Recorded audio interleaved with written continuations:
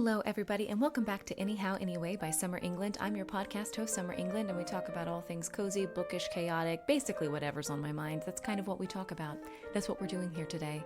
And that is what we haven't done for the last 2 weeks because I took an involuntary 2-week break. Well, actually, it wasn't involuntary. It was kind of voluntary for 2 reasons.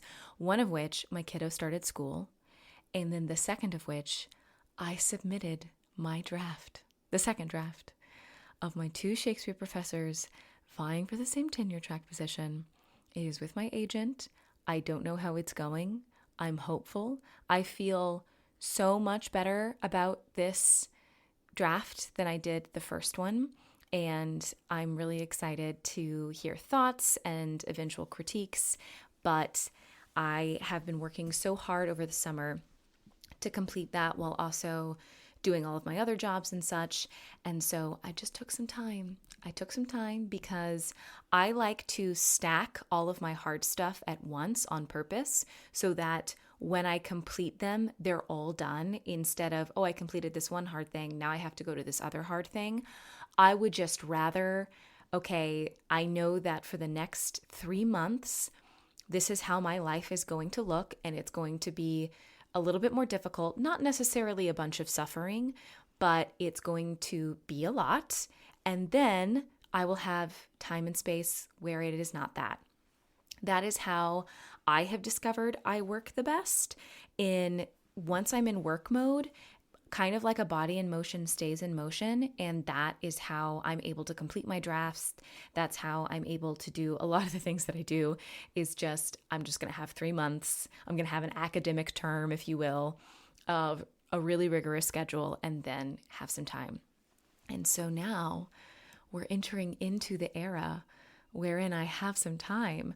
I anticipate getting edits soon or soon-ish back from my publisher for the contracted romantasy that I sent into them around April or so. And I assume those are going to be pretty hefty developmental edits. At this point, I need to reread the entire book to even remember what I wrote. However, editing a book is just different than rewriting it. And I'm also going to be editing it.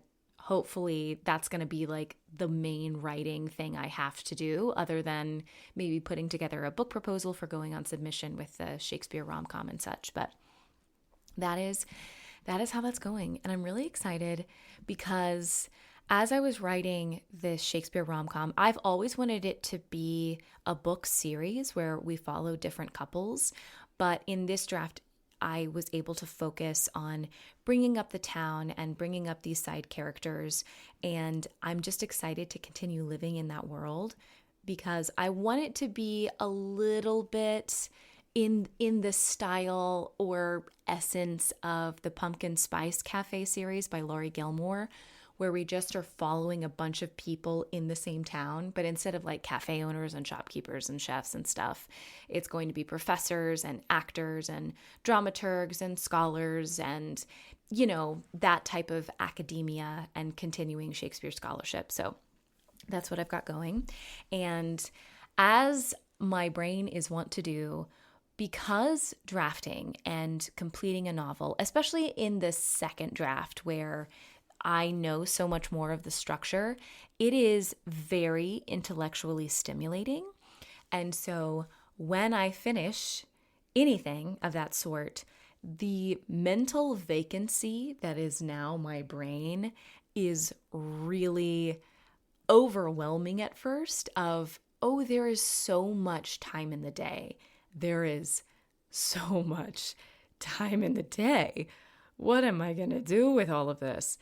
And I have plenty to do, but because I live in such a stacked way where there's times where I am, as soon as I'm up at 6 a.m., I'm writing, I'm getting my kids' lunches ready or breakfast ready, and then I'm going back and I'm writing again, and then I'm fitting in gym or some type of movement, and then I'm going to work, and then I'm coming back and I'm writing again. And now it's like, oh, I just have the morning to sit and journal and read. Oh, wow. Okay, well, I did that and it's only 7:30. All right. And there's only so much deep cleaning I can do of my house. However, with this space, I am planning lots of house updates, which is very exciting. And there is something about the fall season, which I know we're still a month out of, but we're in October. Can we just accept that? We are in October. September 1st is next week, which is a sacred holiday in my house. We begin to decorate for the spooky season. And whenever fall comes around, it's time to redefine myself. I am always going through my wardrobe, and because I thrift everything, I don't feel bad of like, all right, new cycle, or I need some new defining pieces. And I think so much of that is I loved going to school so much because, a new set of classes means like a little bit of a new identity. I'm a new girl. I've got AP history this year. Who is that girl gonna be? And that feeling of starting fresh, starting new is still rampant, and I've never let that go. And I'm going to channel that. One, I got a haircut. My hair's still long, but I got bangs and layers and stuff, which I'm very excited about. And I went a little bit more blonde than my bright blonde that I usually am, which is fun. And two, I just have a bunch of whimsy house things to do, which I'm so excited about to have the time to do, of painting the hallways and figuring out what to do with the bathrooms. And I feel like a homeowner stuff never ends, and everything is like you move really fast and you get really far, and then because you're working with contractors or because you're working with your own schedule, then you're in a stasis where my hallways downstairs are entirely plywood right now because I pulled up all of the LVP on the first floor except for the laundry room and the bathroom, and it was plywood in the hallways, of which I painted white because I couldn't just keep on looking at the plywood. And we're still just on plywood, which is fine. However, it's just nice to have space, to have some space, and to have time to podcast, to chat, to be with you all. And I just am looking forward to it. Now, what this podcast really is today is about milk. Okay? Stay with me. Stay with me. I guess we're talking about cozy foods, maybe. I don't know. So I've had what I would say is a unique human experience. And I know that whenever somebody says I'm having a unique human experience, almost on the whole, there are at least 3 million other people who have had that exact same experience, and weirdly at the exact same age, day, time of day, and with the same drink, whatever. However, I do think I'm skirting on the unique because if you have been a longtime listener to the pod, you know I have a significant and severe amount of food allergies. All right, I'm going to list them for you. One, I'm celiac, so that's gluten, wheat, all of everything in there.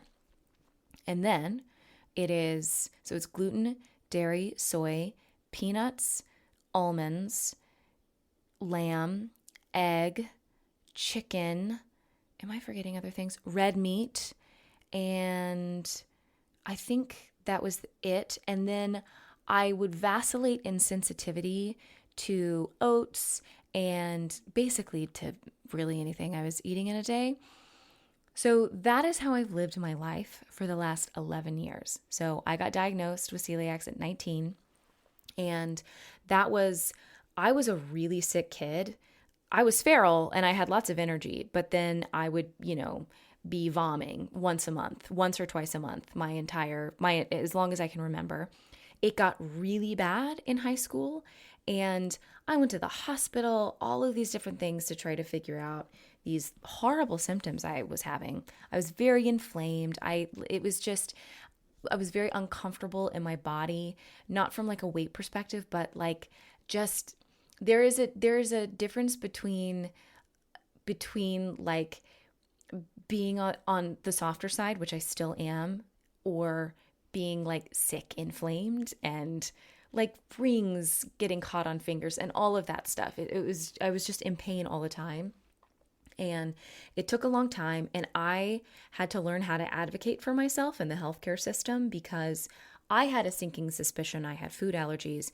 All of the doctors were saying, oh, you're a young woman and you're going through hormonal stuff. Oh, you're a young woman, it's probably anxiety. Oh, you just started college, it's probably just stress from your semester. And I was like, stress from my semester resulting in me getting hospitalized 3 times in a month? I don't think that that's right. So I really pushed really hard to get testing, and I got the whole colonoscopy, diagnosed with celiac. The damage was really bad. And for those nerds out there, cozy in the colon. And what does this have to do with being bookish? Well, we all have tummy issues, okay? All right?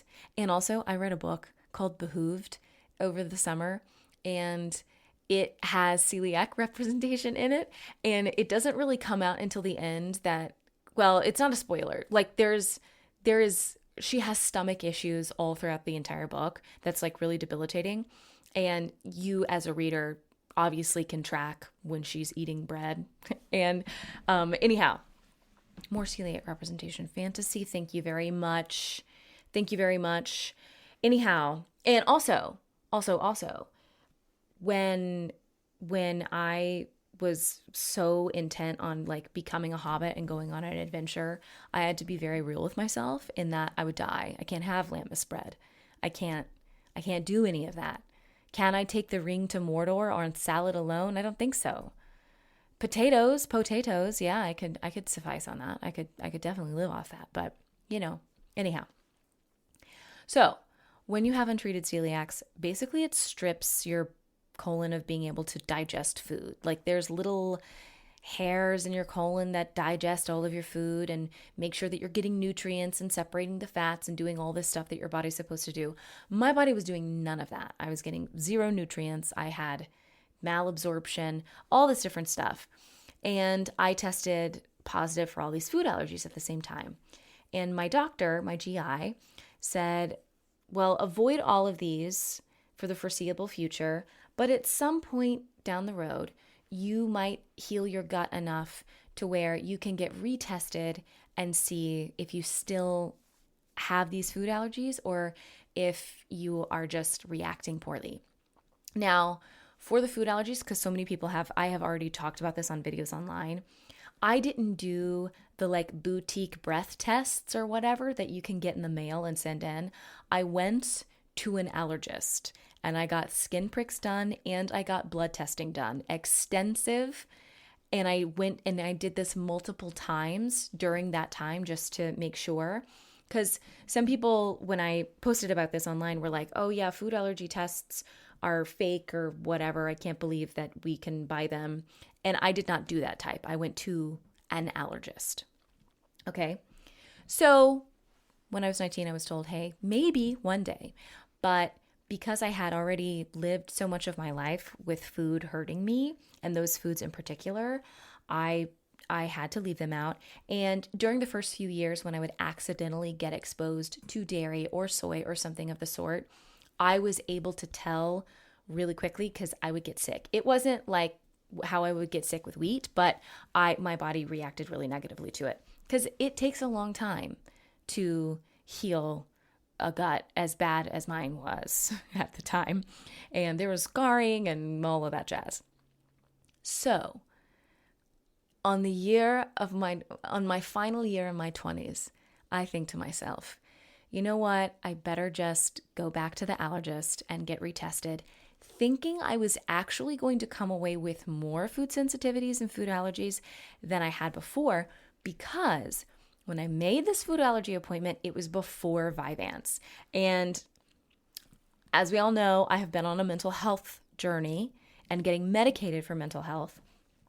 And one thing I didn't know that could happen is that stress, because of my own ADHD and how much stress was in my body all the time, even though I didn't always like register that I was feeling it, can also make you just sensitive to everything. My immune system was just responding to everything. So I made this allergist appointment because of that, because anything I was eating was hurting. Rice or, my safe foods that I could really rely on to never hurt my stomach was hurting my stomach all of a sudden. And I was like, oh gosh, have I developed more of an issue? So, but in between making that appointment and then getting to the allergist was when I went on Vyvanse. And literally within the first 2 weeks, so many of those stomach issues went away. I think a lot of it was anxiety and cortisol. And when I talked to my psychiatrist about it, she also, because she was asking like what my nutrition was, because Vyvanse can suppress your appetite. And I was explaining to her food sensitivities and that I've gotten more, but I'm about to go get retested. And she said, well, I'll be interested to see if beginning Vyvanse might actually help some of that because you're lowering the stress in your body and your mind and everything. And I thought, oh, yeah, whatever. And it did almost immediately. And so that was fun. I'm not saying it's a magic thing for everybody, but that is what happened with me. So I go to the allergist. I tell them, this is my history, whatever. We do the skin prick. I find out, okay? I am not just allergic to almonds and peanuts. I'm allergic to all tree nuts. And I think to myself, what? And the allergist said, yeah, you are very allergic to these few, but all nuts share similar proteins. And so if you are allergic to 3 or 4 tree nuts, you will cross-react it's 90% likely you're going to cross-react with all of them. Now, the second thing that is so fascinating about this is, maybe possibly just to me, is that if you can have 2 reactions really to nuts in particular. You can have the anaphylaxis, which I am to peanuts. You can also have neurological effects where it's just low inflaming your brain just a little bit. Like there is a tiny immune response that you might not even be aware of, but it's just enough to where your body's like, we're sick? Okay. And that can cause brain fog. It can cause fatigue. It can cause, different varying levels of feeling like a little under the weather. But because I lived off of cashew yogurt. I lived off of cashew, and I'm allergic to cashews. And I didn't know that. And so every single day for a very long time, I've been microdosing a little bit of allergies. And just a little bit here and there. And I was like, oh, wow, okay, well, that really sucks because cashew yogurt is definitely in my rotation and whatever. But then it comes back. I'm not allergic to dairy, soy, egg, red meat. All of these allergies that I thought I've had my whole life are gone, okay? They're not there anymore. All I have is celiacs and no nuts. Do you know how life-changing that is? And this does have everything to do with being more whimsical, because my biggest thing on being whimsical is really just noting how magical life can be every day. Every day. It's so cool that I can look out the window and see a tree every day. Do you know how magical it is to go into the grocery store and not be afraid of all this food could kill me, or going into the grocery store and not being stressed of I just need to get this stuff, and having joy with food. That is I think maybe what this episode was about, is cozy with food. It has been so healing. I found this out 2 weeks ago. So you all are just not getting this update if you're just a podcast listener. That these allergies that I've had, that I've lived 11 years without, and really that I struggled with in my teenage years and in childhood years, my gut had healed enough, and the celiacs, you can't put celiacs in remission or anything, but the scarring and whatever was not there anymore. So my immune system wasn't reacting. And that coupled with like being on ADHD medication and my body not just reacting to any stimulus. Okay.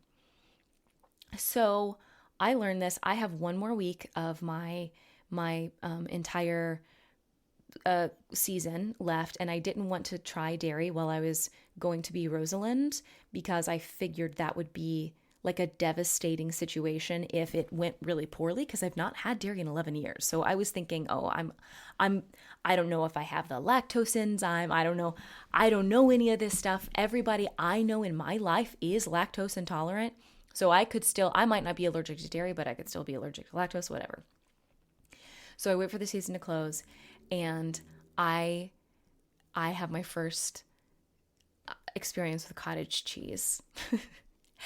And I tasted it, and I swear to you, my eyes were opened.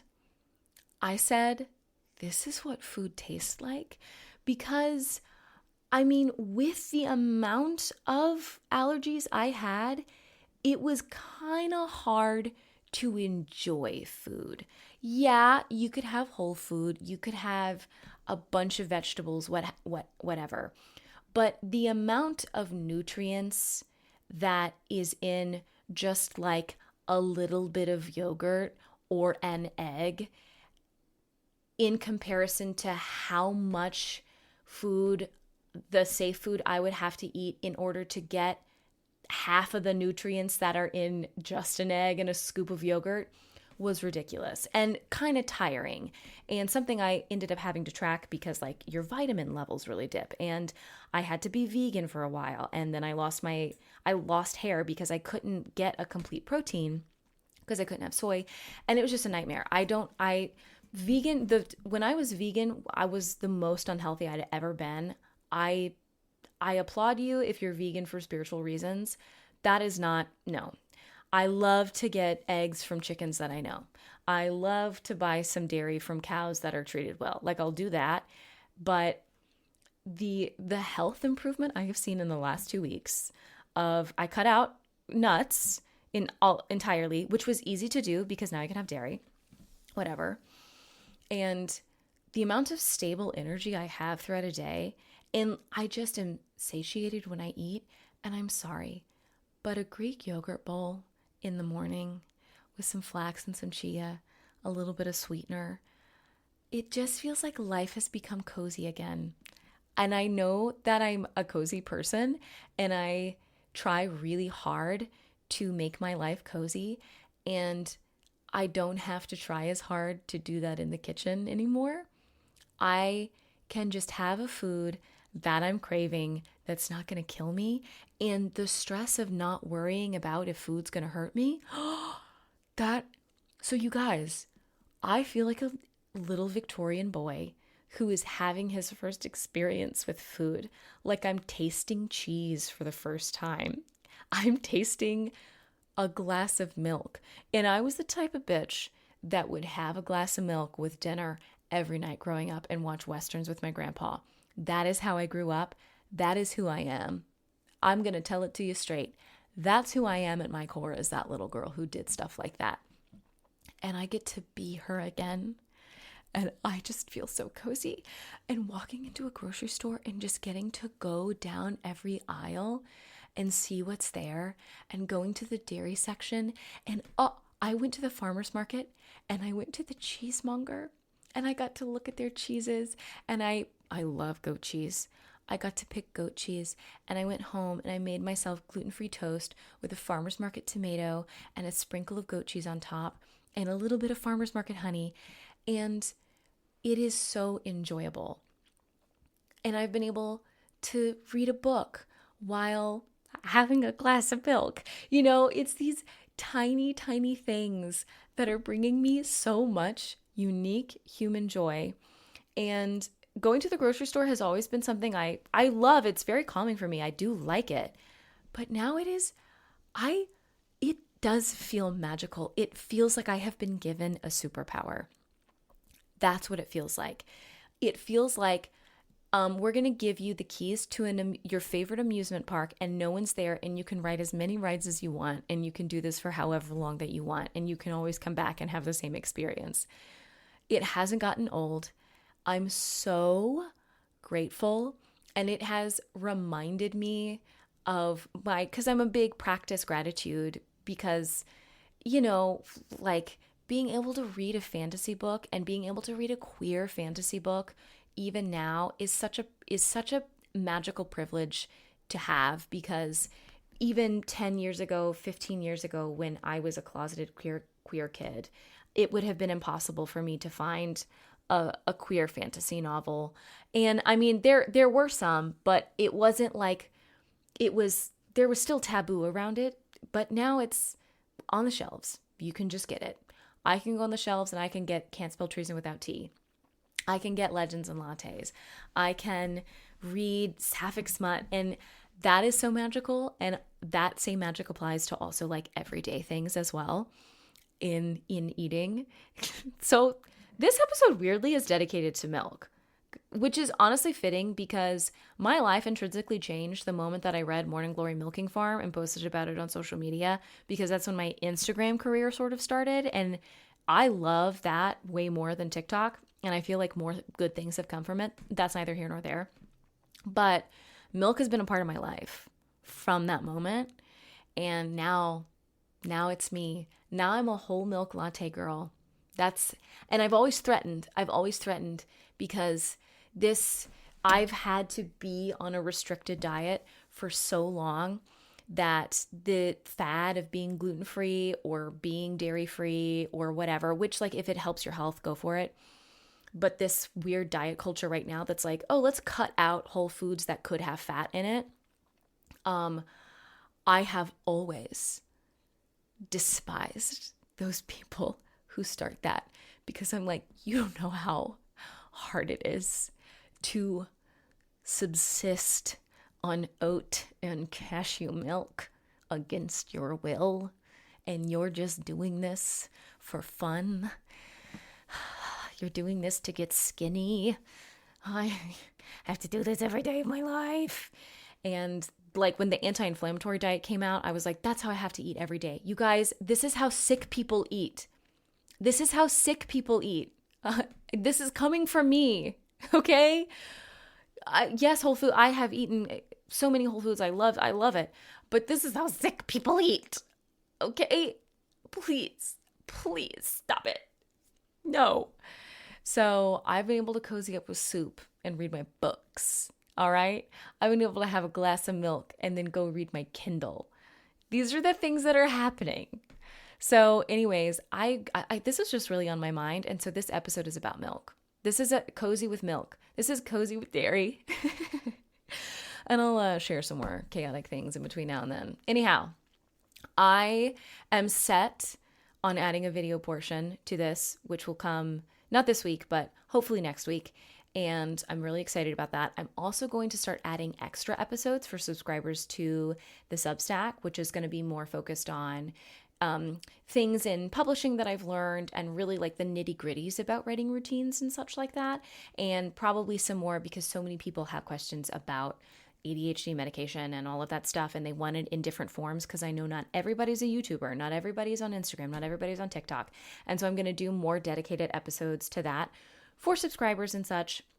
So it's not, so I keep with the overall theme of this is a cozy bookish writing, etc. podcast. Speaking of things that I am reading, I have just completed a book. It was an early copy, but it comes out September 1st. It is called The Witch of the Darkwood, and it is a middle grade Gothic novel that follows an 11-year-old named Tilly, or 12-year-old. Anyhow, I'm bad with ages. It is a fantastic, spooky, heart-wrenching, sweet, nostalgic book that is dark and twisted and just the right amount of level of creepy, while also dealing with really heavy themes of growing older, and also people you love growing older, and what does that mean for you, and really in-depth exploring that. It is beautiful. It is entertaining. It was so fun. It is such a good autumn read. If you are a Hollowthorne Ravenwood series fan, I can't recommend this enough. Pre-order it so you get your hands on it. And I am so excited. This is a debut. I'm so excited to see the other spooky middle grades that come out of this author. She is Canadian. She is Sarah Van Gotham, and she has a Substack where also she writes really cool Gothic bits and bobs. Obsessed with her. Obsessed. Simply obsessed. This is the fact of the matter. So that is what I have been reading and writing. You know that I've just finished, I just told you. So kind of writing right now. I'm writing in my journal. And I'm cooking up the next story. The next day, when I finished my book, I had an idea for a cozy fantasy horror, and then the character I want to follow next in my Shakespeare rom-com series. So my brain is never stopping in what I'm writing. What I'm listening to, I have been listening to yogurt commercial music playlists on Spotify. A lot of Ingrid Michaelson. I've been running to that, and it has been so fun. I've been on Celine Dion radio, and I have been intentional about engaging with new music, not necessarily released recently music, but music I just haven't listened to from different eras, because something that helps me when I am writing or drafting or an idea of a character comes into my mind is I want to curate a playlist because I want to get to know them and see what is there. And so I have begun my playlists for characters I want to follow. And kind of when I know, all right, this character's real, I need to follow their story, is when I have a full playlist and I can then track who this person is through this playlist, or, track the story and such, because music, I engage with music in that way, and it helps me, these characters become real and not just in my brain. And so that's where I'm at. Those are the things that are happening. That's what I'm reading, writing, listening to, etc., etc. I can't wait to do more things with this little cozy podcast. And thanks for listening to my dairy rant. If you all want to know more about gut stuff, let me know. I'm not a health and wellness person, but when you're chronically ill, you'll learn a lot. And I have a lot of data. I love it. My autism is raging. I have a lot of data about gut and ADHD and autism and all of that stuff. And we're Renaissance men, women, and noble theys out here. That's what we are. We're readers, we're writers, and we're ill. That's how we do it in America. Come on.